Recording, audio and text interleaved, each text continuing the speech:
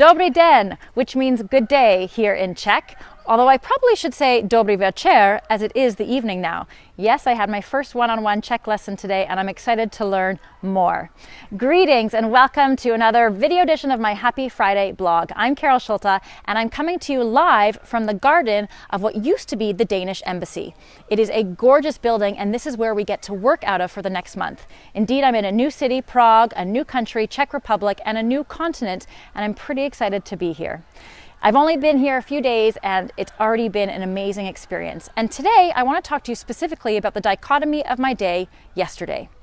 I found out from a good friend in Toronto only 2 nights ago that her daughter was going to be performing as part of the Toronto Children's Opera Chorus a version of Brundibar, which is an opera that was written by a Czech composer and performed 75 years ago in the ghetto in Terezín, which was also had a concentration camp about an hour from here. And when I found out, I thought, I want to experience that.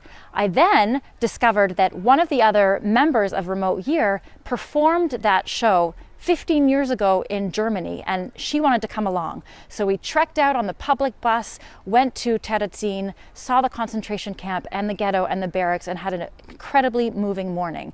What's more, after we heard this concert and were moved to tears, found out that there was a survivor from this camp who actually heard this show, watched the performance 75 years ago, John Freund. He was then deported to Auschwitz, survived, moved to Canada 2 years later, and lived his life in Toronto, went on to marry, has 10 grandchildren, and was actually on the tour with the group. He brought 2 of his grandchildren, and he was in the audience and shared a few words about the experience of being able to hear some of the songs 75 years later that he heard when he was living in this camp. Extremely moving, and I'm going to share John Freund's story and information below so that you can read more of it.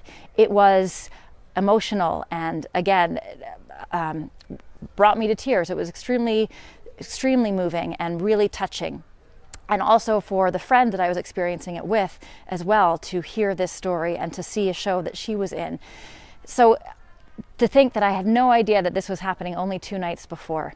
And then in the afternoon, I had pre-planned to join a group that were going to go on a foodie tour in Prague and go around some delightful, delicious restaurants trying food and wine. And in the interim, I had to get back to the city while it was a holiday, which I didn't realize at the time, and bus schedules changed. Now I ended up hitchhiking, meeting a very nice person, don't worry, I was safe, and ended up getting back into the city only a few minutes after the food tour started. But I had a little bit of a challenge. How can one go from just witnessing what I did at this concentration camp, learning about the over 150,000 people who were prisoners at one point, hearing the story of John Freund, and then going to enjoy food and wine and, dine at the best of the best in Prague? And what I realized is, 3 lessons that I took away, and I want to share them with you today. Number 1, same but different.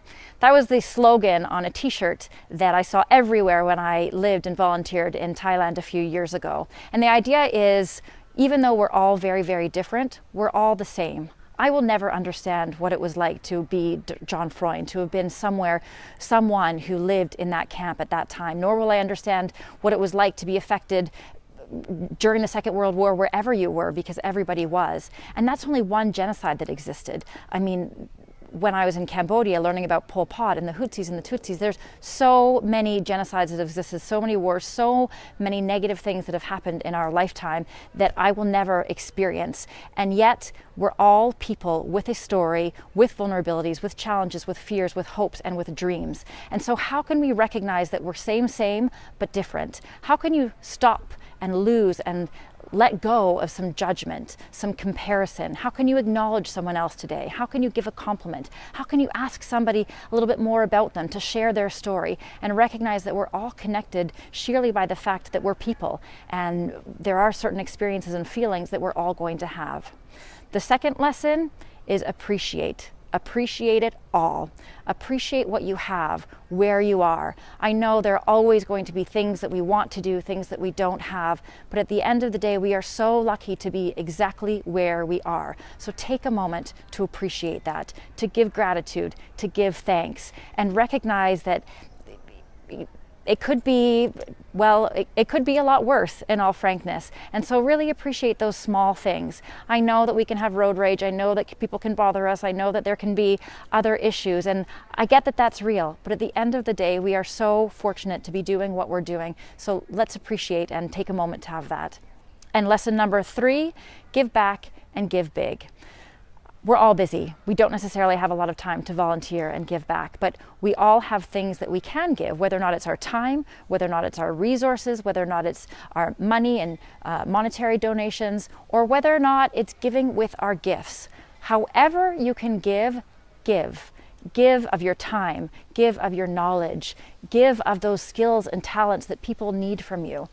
Now, we can spend a lot of time feeling guilty for what we have, or we can take the time to be grateful, to appreciate, and share what we have with other people who also need it.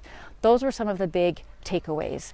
So my dichotomy of a day, going from Terezin and seeing and learning and experiencing and feeling so much, and then going to foodie tour, also seeing and feeling and eating and drinking and experience a whole lot, and coming to terms with the fact that I'm so fortunate to be where I am.